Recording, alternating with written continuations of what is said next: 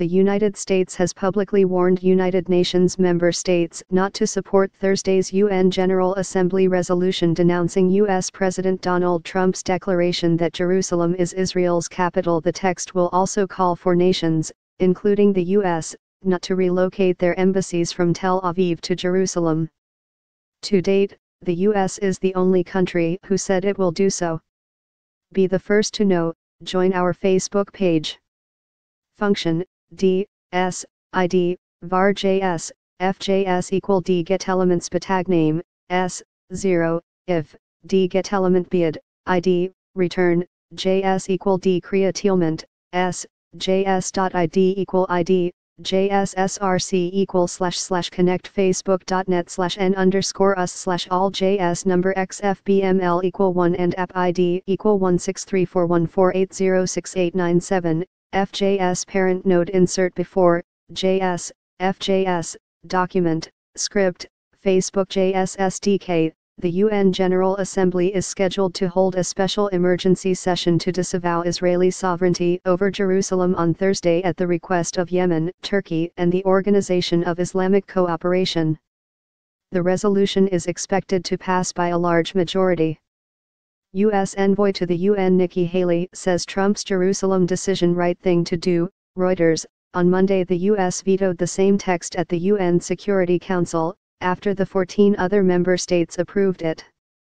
At the UN we're always asked to do more and give more, U.S. Ambassador to the UN Nikki Haley tweeted on Thursday, so, when we make a decision, at the will of the American PPL, ABT, where to locate our embassy, we don't expect those we've helped to target us. On Thursday there'll be a vote criticizing our choice. The U.S. will be taking names sick, Haley said. At the UN we're always asked to do more and give more. So, when we make a decision, at the will of the American PPL, ABT, where to locate our embassy, we don't expect those we've helped to target us. On Thursday there'll be a vote criticizing our choice. The U.S. will be taking names. pic.twitter.com/ZSUSB8HQT4 Nikki Haley, at Nikki Haley, December 19, 2017. Haley also sent a warning letter to UN member states, portions of which were circulated on Twitter. To be clear, we are not asking for other countries to move their embassies to Jerusalem, though we think it would be appropriate.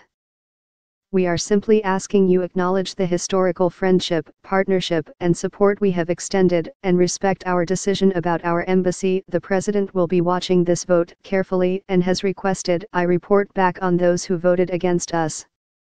We will take note of every vote on this issue, Haley wrote. The U.S. has opposed the Jerusalem resolution out of support for Israel, but also because it believes that matters involving American sovereignty are at stake as well. Former Swedish Prime Minister and co-chair of the European Council on Foreign Relations Carl Bildt tweeted, in UN Security Council U.S. lost by 14-1 on issue of Jerusalem.